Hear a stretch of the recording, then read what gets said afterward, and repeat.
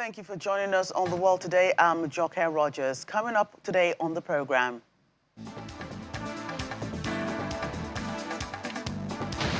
Thousands of Palestinians overrun aid distribution site in Gaza set up by a controversial U.S. and Israeli-backed group, Gaza Humanitarian Foundation in Rafah. The European Union says Israeli strikes in Gaza go beyond what is necessary to fight Hamas as death toll in the Strip continues to increase.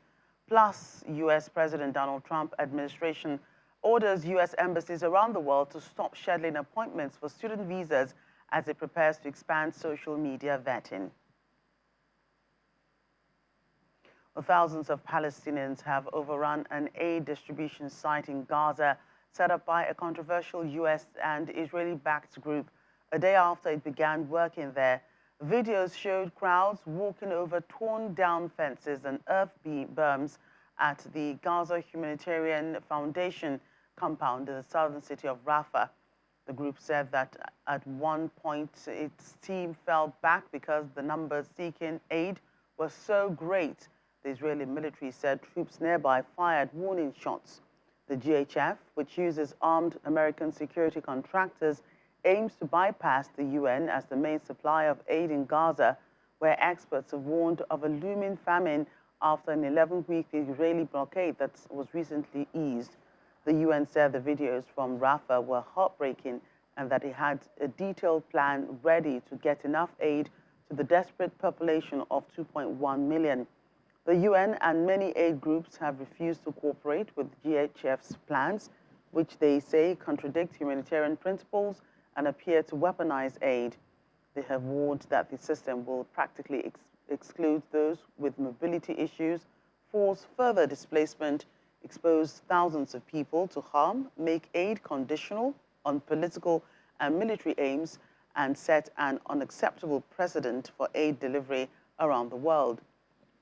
Israel has said as an alternative to the current aid system is needed to stop Hamas stealing aid, which the group denies doing. Meanwhile, the U.S. State Department blames Hamas after Israeli Defense Forces admitted opening fire at new U.S.-Israeli distribution points. State Department spokesperson Tammy Bruce praised the new U.S.-Israeli aid distribution points in Gaza despite the chaotic scenes seen on Monday as crowds of Palestinians attempted to secure food and supplies. The Gaza administration claimed that the IDF opened live fire on starving civilians, while the Israeli side admitted that soldiers fired warning shots. Mr. Bruce also asked about Chancellor Friedrich Merz's comments about the US, UK, France, and Germany all lifting restrictions on long-range strikes by Ukraine inside Russia, but later tried to claim that he was referring to previous decisions.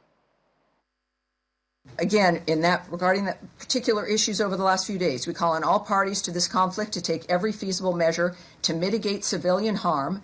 We refer you to Israel for more information on its airstrikes. And we also know, as we all do, and this is one of the things that we've discovered time and time again, that Hamas uses hospitals and other humanitarian areas as human shields. This is why we continue to try to get a ceasefire done, despite the obstacles that Hamas constantly presents. It is apparently their hope that we would just give up and go away, or that the usual status quo would continue. But President Trump is not that person. He's a person who gets it done. After decades of conflict, I understand you're frustrated after maybe 3 months of it not being perfect yet. The fact of the matter is that Hamas has put the people in Gaza in this situation by launching that attack on October 7th, and by continuing to hold hostages, including the bodies of 4 Americans, and continue, of course, to maintain their weapons. So when we think about actions that can no longer be justified, I think we should adjust ourselves.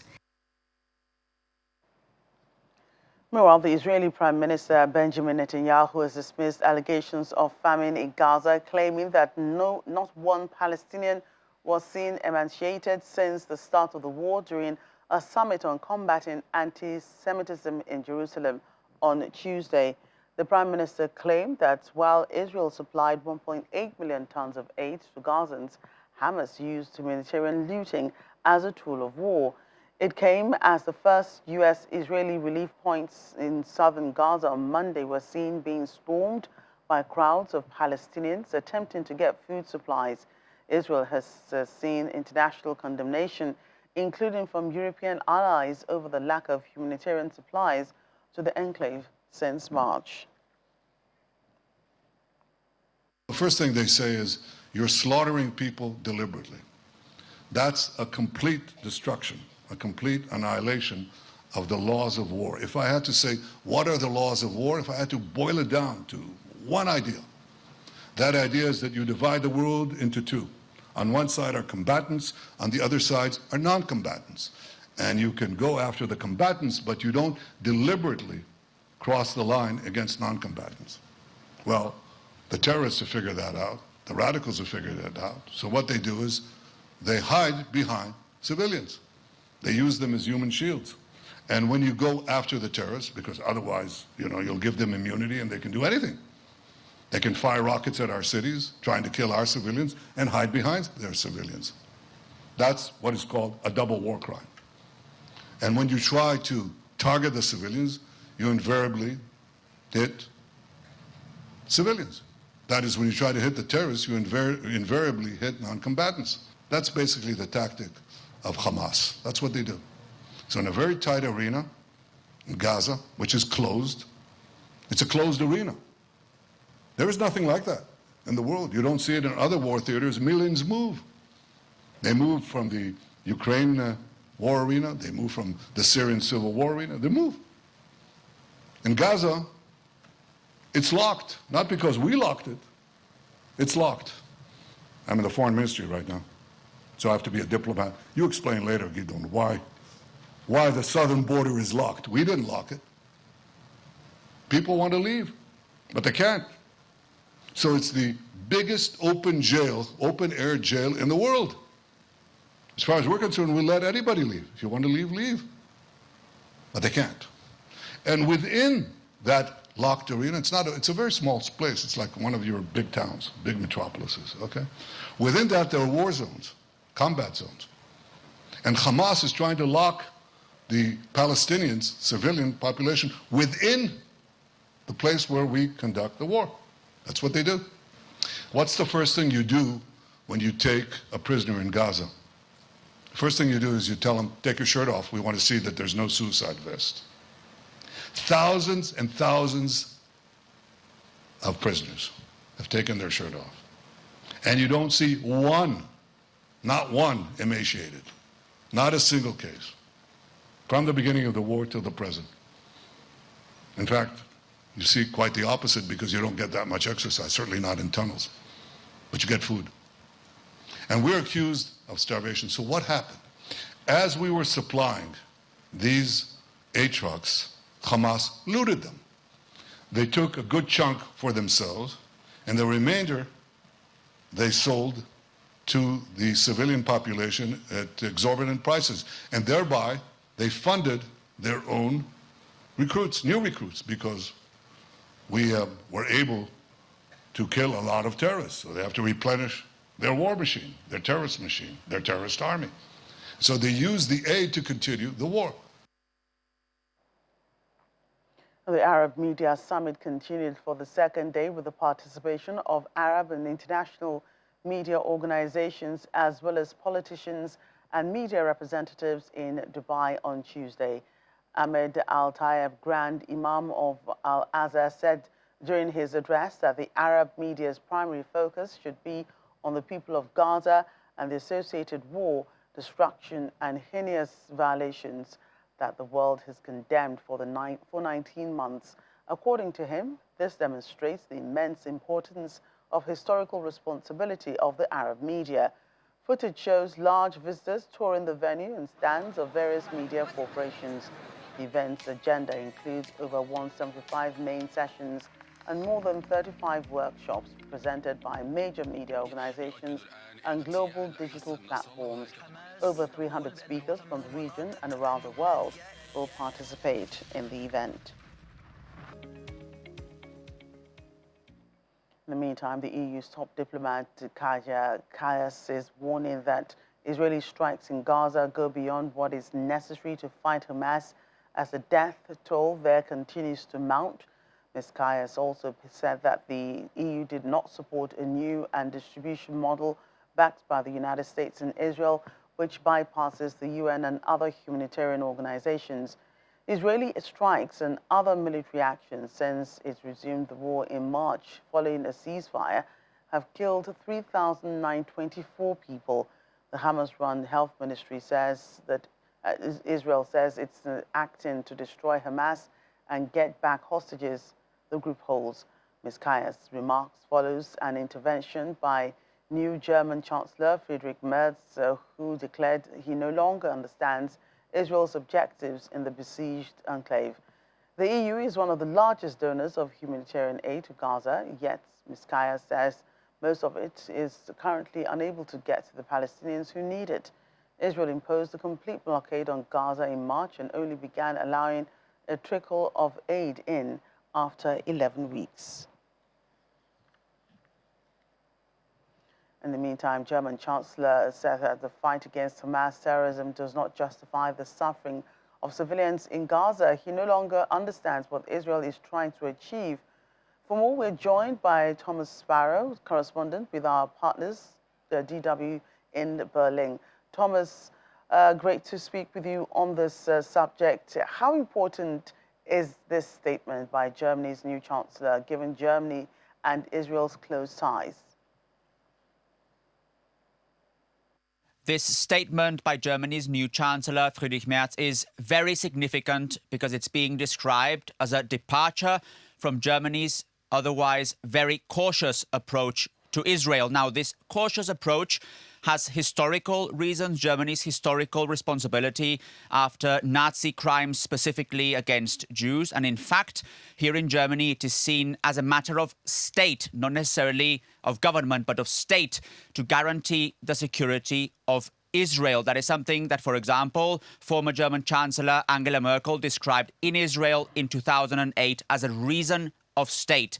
And this is basically what has let's say, meant that Germany in the last few years has been very cautious in its approach of Israel, while at the same time strengthening its ties with the government there. So if you specifically look at what Friedrich Merz has said now, at what other German politicians have said in recent days, this is seen as a departure from that cautious approach, while at the same time German leaders are stressing that they will obviously do everything they can to still make sure that that reason of state, that interest in securing Israel's security, still continues because of Germany's historical responsibility. Is Mr. Merz alone in his criticism, or have other EU countries also expressed their concerns about this?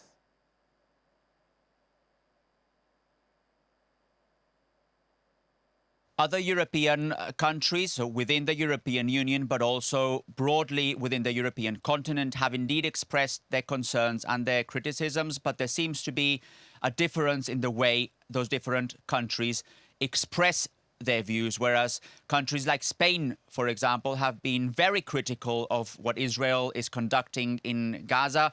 Other countries have been a little bit more cautious in their approach. We just heard the approach from Germany also in recent months.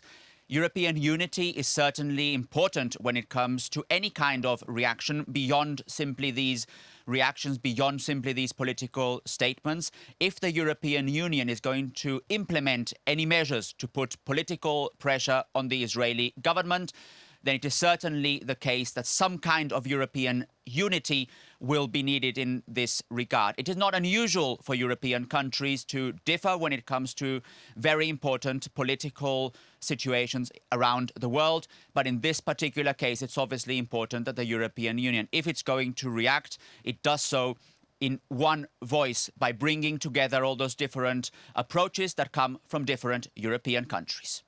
And what concrete measures could be implemented in Europe to put pressure on Israel beyond these words? Specifically, one of the issues that is being discussed here in Germany is to stop military spending, or at least military deliveries to Israel. That's something that some politicians, especially from the Social Democrats here, have asked for.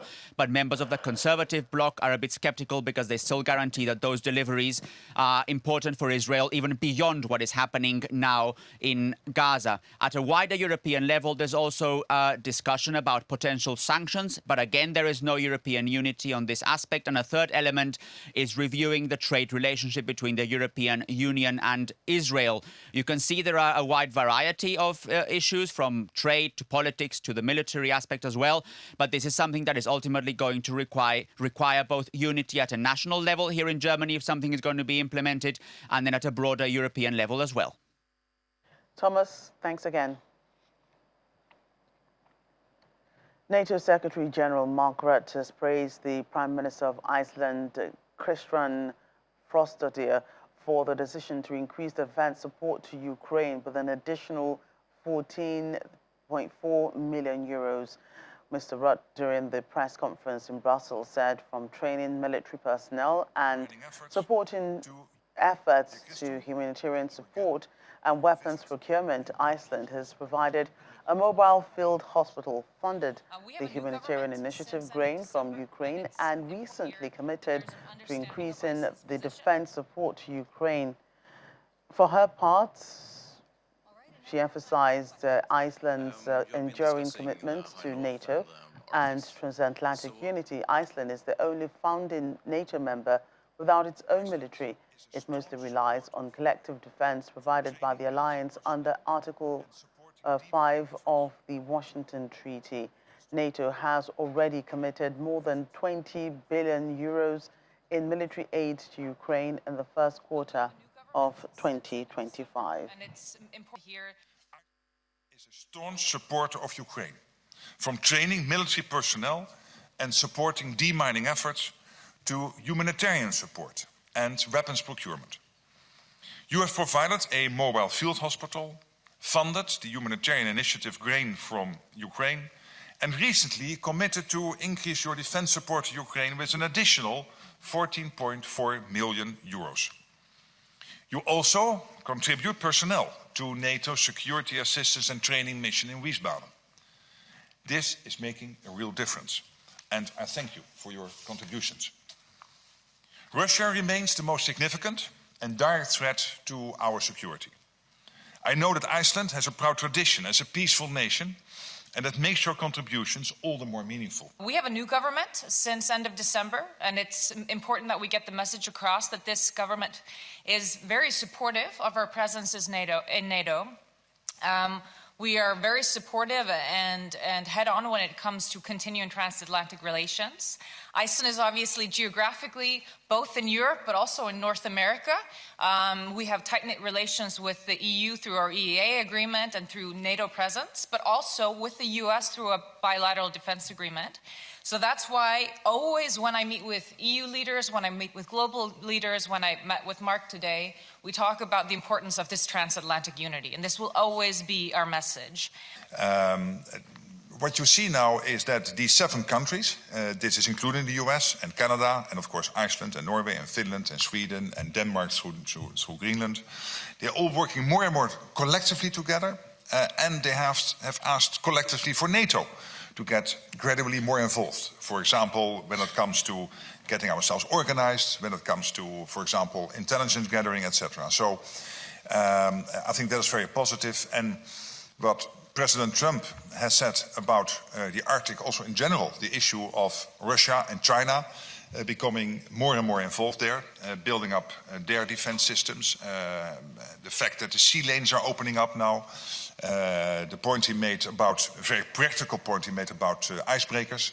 We do not have enough icebreaker capacity within NATO, potentially, so we have to look into that. Welcome back. U.S. President Donald Trump's administration has ordered U.S. embassies around the world to stop scheduling appointments for student visas as it prepares to expand social media vetting of such applicants. An official memo said social media vetting will be stepped up for student and foreign exchange visas, which would have significant implications for embassies and consulates. The memo directs U.S. embassies to remove any unfilled appointments from their calendars for students seeking visas but said those with appointments already scheduled to go ahead, according to Secretary of State Marco Rubio. The pause would last until further guidance is issued. It comes during a wide-ranging Trump crackdown on some of America's most elite universities. Let's get more on this. Immigration lawyer based in the United Kingdom, Dio Ferdinand, joins us to tell us a bit about this. Well, he's drawing from his expertise of being an immigration lawyer, though he's in the UK. Thank you for joining us on the program. Oh, thank you very much, and good afternoon, Yes. and good afternoon to your viewers. Right. So what are your thoughts on this latest developments from the Trump administration? Well, as far as I'm concerned, what's going on in the US right now is quite appalling, actually, to be honest. Especially when we are talking of an attack on students, and that right to be able to express themselves, that freedom of speech, being attacked by an administration. Just because of the fact that they are not very, very clear as to what the rights of this students should be. You see, the whole world is actually witnessing at this point the nastiness, the damage, the genocide, the war crimes, and the ethnic cleansing going on in Israel as we speak, going on in Gaza as we speak, and perpetrated by Israel.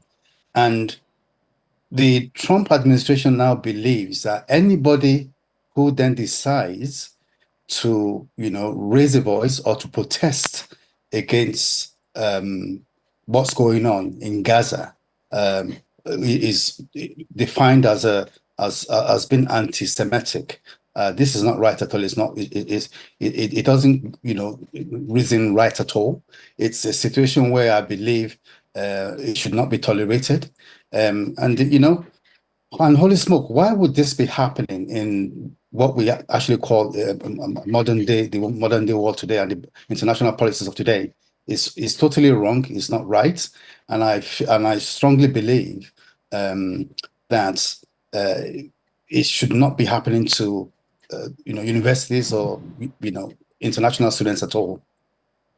And are there any alternative options or solutions for students who are unable to obtain a visa due to this suspension?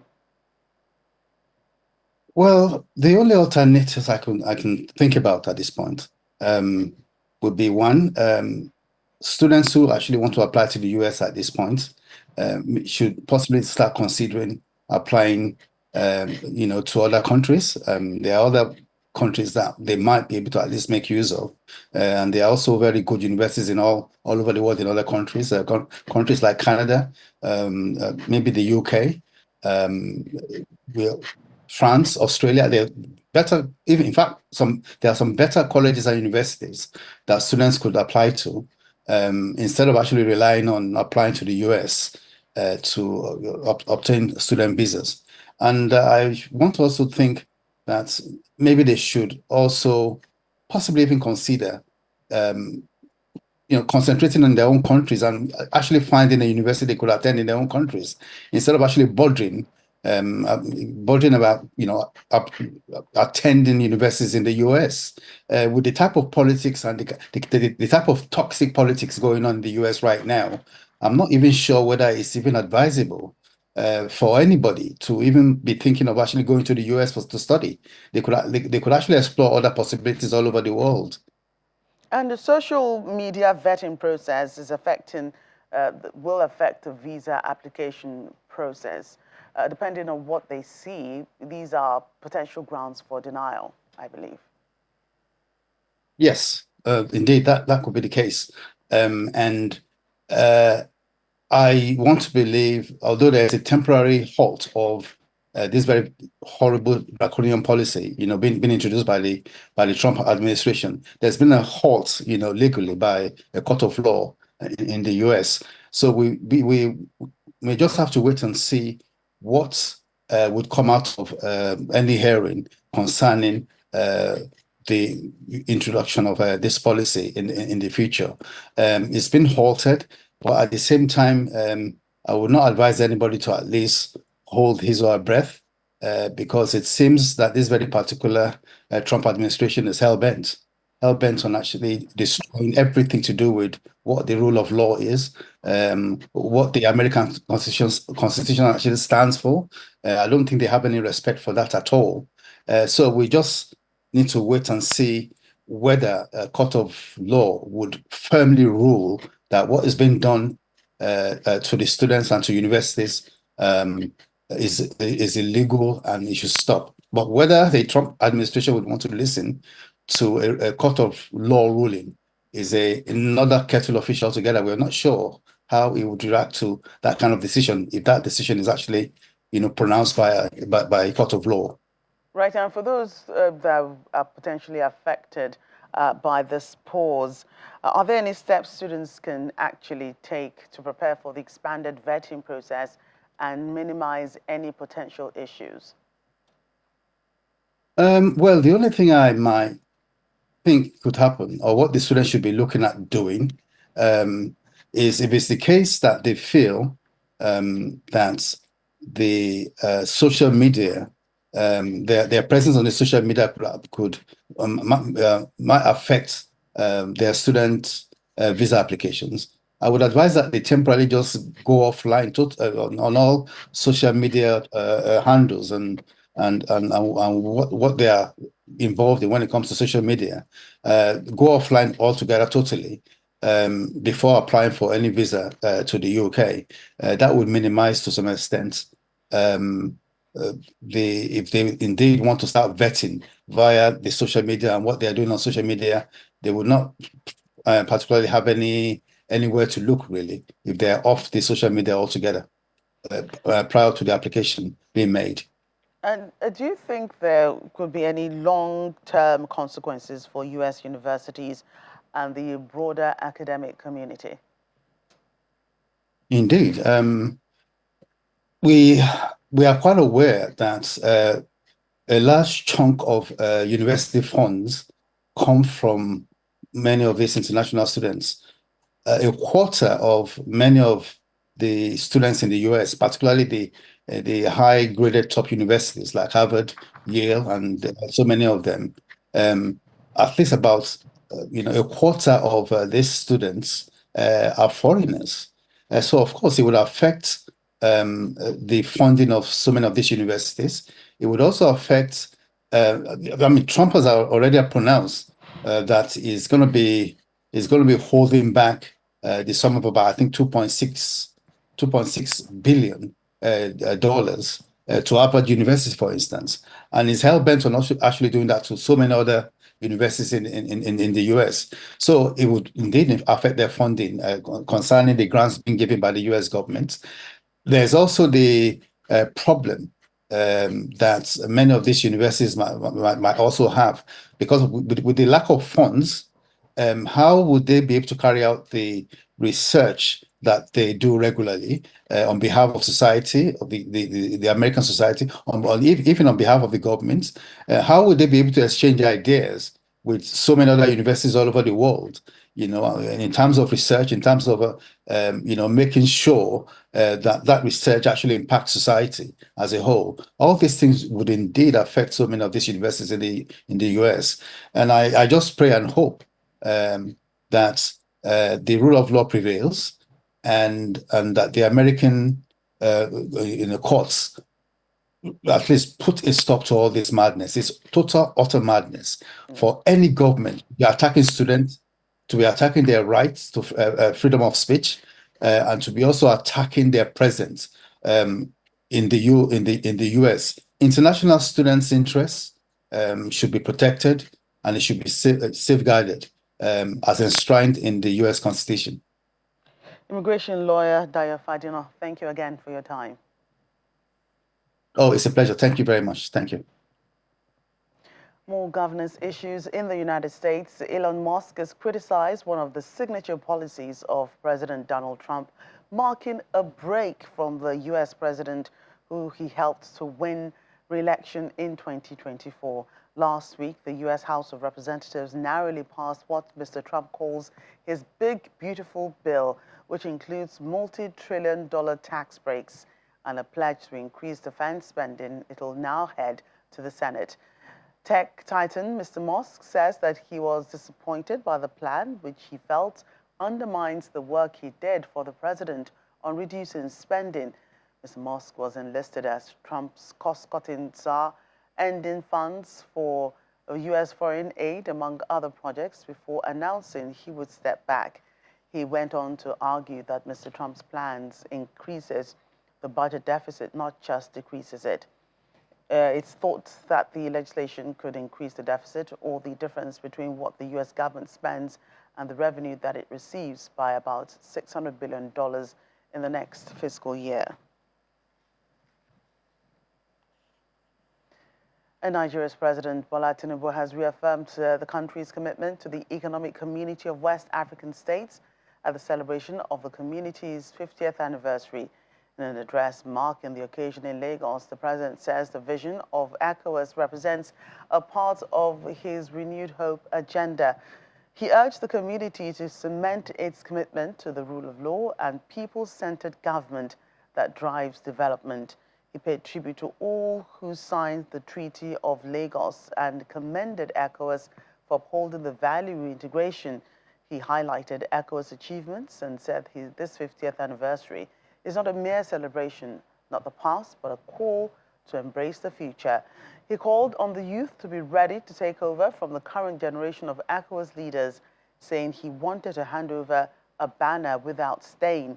Earlier on, President Tinubu and former Nigerian head of state, General Yakubu Gowon, took part in the ceremonial signing of a commemorative card marking the 50th anniversary of ECOWAS, reenacting the signing of the 1975 ECOWAS Declaration at the Nigerian Institute of International Affairs on Victoria Island.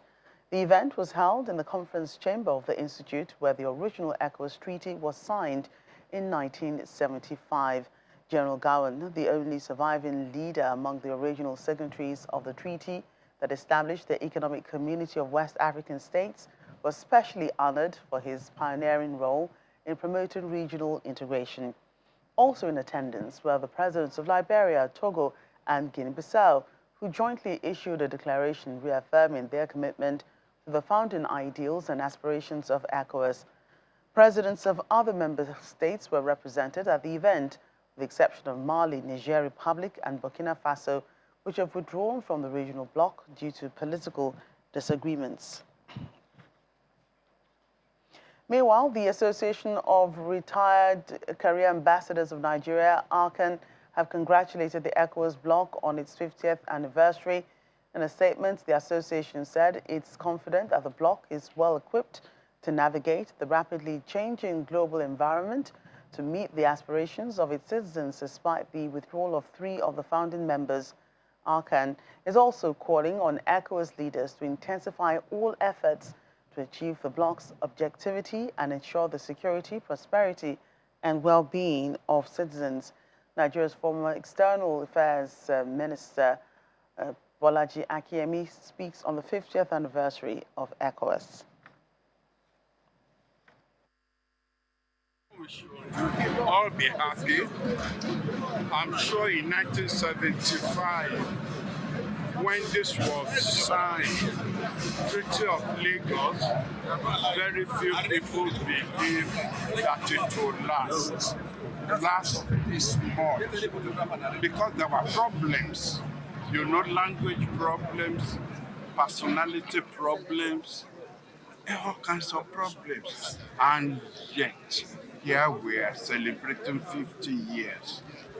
There are hiccups, but even nations that are 200 years old have hiccups. So really that there are problems does not mean that there's not been major achievement. You can travel by road to Ghana or to even Ivory Coast without anybody bothering you. Well, it is true, you know about corruption at the border and what have you. But nobody's going to ask you for it. You have the right to travel. So, to me, we should celebrate ECOWAS at 50. And I'm sure in my heart that even though I won't be here, that 100 years people will still be celebrating ECOWAS. It is a milestone that we have. And we as Africans should be happy that we are telling the world we can overcome our problems. Elsewhere on the continent, in Namibia, for the first time, the country is marking its colonial genocide with a National Day of Remembrance for the first time in the country. Dubbed Germany's Forgotten Genocide, it's described by historians as the first genocide of the 20th century, the systematic murder of more than 70,000 Africans, almost 40 years before their use in the Holocaust, concentration camps, and pseudo-scientific experiments were used by German officials to torture and kill people in what was then called Southwest Africa. The victims, primarily from the Overherero and Nama communities, were targeted because they refused to let the colonizers take their land and cattle. Genocide Remembrance Day in Namibia on Wednesday follows years of pressure on Germany to pay reparations. Some South African citizens say government efforts to curb crime are falling short. This follows the tragic killing of two Nigerians, Adeyemi Issa and Taiwo Raji, who were shot in Pretoria earlier this month. Meanwhile, Police Minister Senzo Uchuno recently released the country's latest crime statistics, showing that 4 provinces, Gauteng, KwaZulu-Natal, Western Cape, and Eastern Cape, account for the majority of murder cases nationwide. While the figures reflect a slight improvement compared to the same period last year, residents in Pretoria say the numbers often offer little comfort. Our South Africa correspondent, Innocent Semosa, has more. The city of Pretoria is reeling after 2 innocent lives were cut short in a brutal act of violence. Adeyemi Issa and Taiwo Raji, husbands, fathers and community members, were gunned down in cold blood earlier this month after a taxi driver accused them of stealing a cell phone. Both men had made South Africa their home and were married to South African women. Today, their families are left to pick up the pieces. Mbuki Mandlazi, widow of Adeyemi Issa. It seems like to be a foreigner it's a crime. And it's not all foreigners that are in this country that are bad. It's not all the foreigners that are in this place that are selling drugs. It's not all foreigners that are in South Africa that are stealing. But end of the day, in few days, every now and then we heard there were so foreigner was killed, but there won't be, nobody will be arrested for that. Where is our government in South Africa? One. She says her oldest son is frightened now. He's even too scared to go back to school. A few days ago, Gina asked me, Mommy, can you please show me the picture of who killed my father? I said, no, I don't have. Because you know why? Yeah, he's scared. This man couldn't want to go to school. Because he said, what if you send people, they'll know me, I won't know them. He said, Mama, I'm a minor. If he has a guts to take a gun and come to shoot my father without doing anything, am I safe? I cried with him. The question they're asking is, how many more families must they bury before the government act? They need protection and justice. Which crime they did foreigners in this country? Because they are trying to hustle themselves. If now they are putting stand, selling cigarettes, as South African will say that they are taking our job, whereby us, we are lazy, we don't want to work. If they are trying to open saloons, they will say that they are taking our jobs. Which jobs they are taking from us, as we don't want to do anything? This man says crime is spiraling out of control. He says they live in fear every day. Because killing of black people in South Africa is getting worse. every day getting worse. Every day getting worse, every week getting worse. We don't know what is going on. And we need African leaders to sit down, to please ask President Ramaphosa why this is happening in South Africa. As a black man, you can't walk free in South Africa. Devastating news coming out of Pretoria, South Africa. These women are calling for the Nigerian embassy and the South African government to see to it that the perpetrators are indeed brought to book. From Pretoria, South Africa, Innocent Samosa, Channels Television News. Welcome back. The African Development Bank has downgraded the continent's gross domestic product to 3.9% in 2025 and 4% in 2026.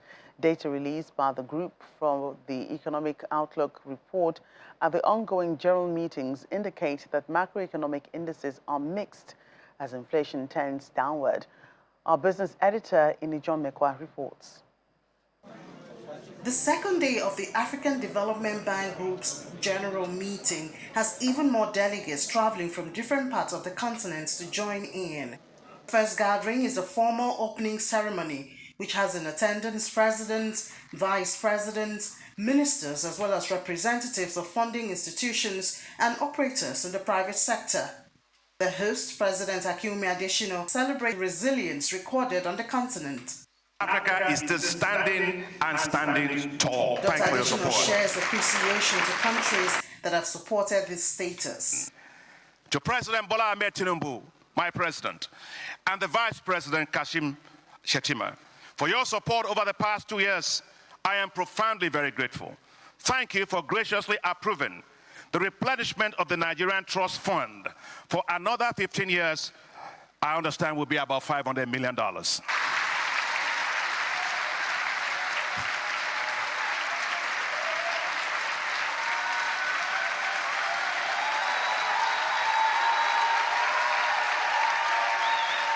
In another meeting, the high point of the day is in focus, the group's findings on the continent's economic outlook. The Vice President and Chief Economist, Professor Kevin Urama, shares the numbers, which in some cases shows the resilience of Africa's economy. Significant challenges in our macroeconomic fundamentals continue to remain, but even there, we see a mixed picture. Yet, there's work to be done. This continent can mobilize 1.43 trillion US dollars every year without increasing tax rate. The AFDB comes with a message of hope, but one that can only be realized when discipline is applied in the management of resources. John Mekwa, Channels Television News. Ghana's embassy in Washington, D.C. is expected to reopen tomorrow after it was temporarily closed amid an investigation into an alleged visa scam. A statement from the Foreign Affairs Ministry says the embassy will reopen it as necessary measures have been put in place to clear the backlog, adding that any inconvenience resulting from necessary interventions is deeply regretted. It said the unfortunate circumstances that led to the closure of the embassy had been brought to the attention of the Auditor General and the Attorney General of Ghana for further action and appropriate sanctions. Earlier in the week, the Foreign Affairs Minister, Samuel Ablakwa, revealed damning findings of an audit team he put together to investigate alleged corruption at the Washington diplomatic mission. A locally recruited staff member and collaborators were allegedly involved in a fraudulent scheme whereby they extracted money from visa and passport applicants. Joel Squanek, the former surgeon who admitted sexually abusing hundreds of patients, mostly children, between 1989 and 2014, has been sentenced to a maximum term of 20 years in jail. He was dressed in black as he stood emotionless in court, listening to Judge Ode Boresi deliver the verdict. He had admitted the charges in March. Judge Boresi said the court had taken into account the fact that the former surgeon had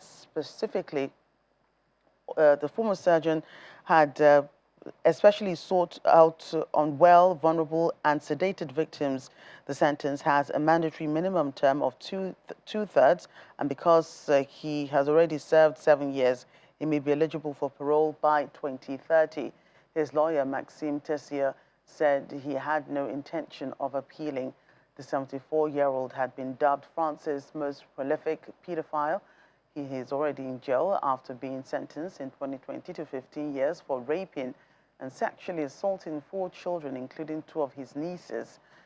The former doctor has been on trial in Brittany since late February. And a former college principal in the eastern Indian state of Odisha has been sentenced to life in prison for sending a parcel bomb that killed a newlywed man and his great-aunt in 2018.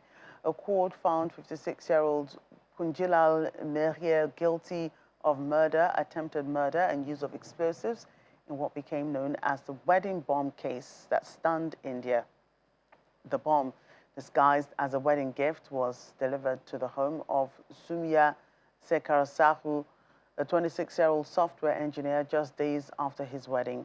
When the couple opened the package, it exploded, killing Sahu and his great-aunt, and leaving his wife, Rima, who opened the package, critically wounded. While acknowledging the prosecution's argument that it was heinous, the court declined to classify it as a rarest of the rare case deserving the death penalty. Over 170 firefighters continue to battle a blaze near central Seoul's Sewon Plaza after an unused single-story building caught fire on Wednesday. Footage shows smoke billowing from the building, surrounded by multiple shops and other businesses. Firefighters could be seen trying to quell the blaze from the ground as thick black smoke continued to pour across the city. Fire authorities deployed 171 personnel and 49 apparatuses to the scene to attempt to stop the fire from spreading. One man has so far been taken to hospital for smoke inhalation.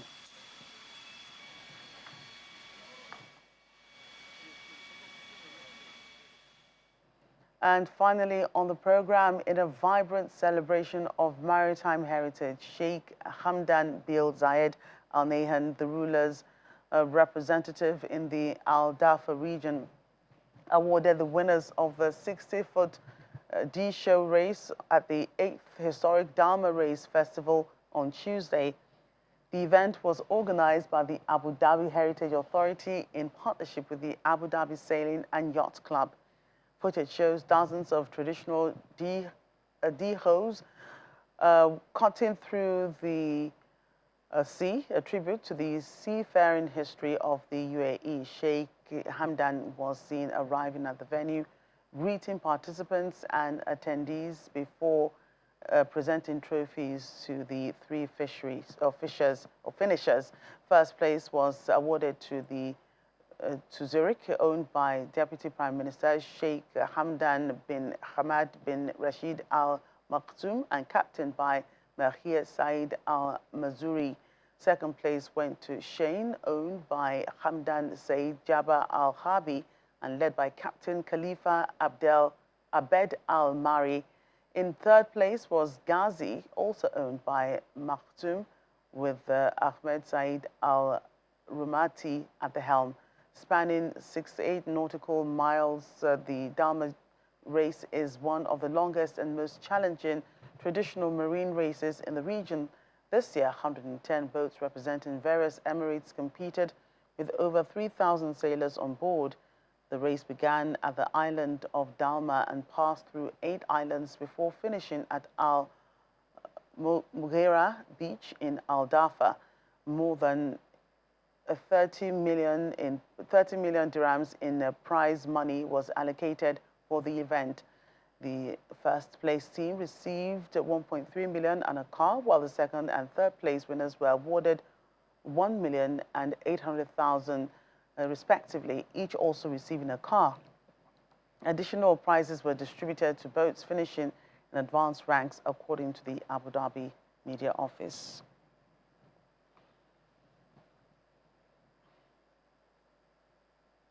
And that's it on the program. Thank you for watching. I'm Jokia Rogers.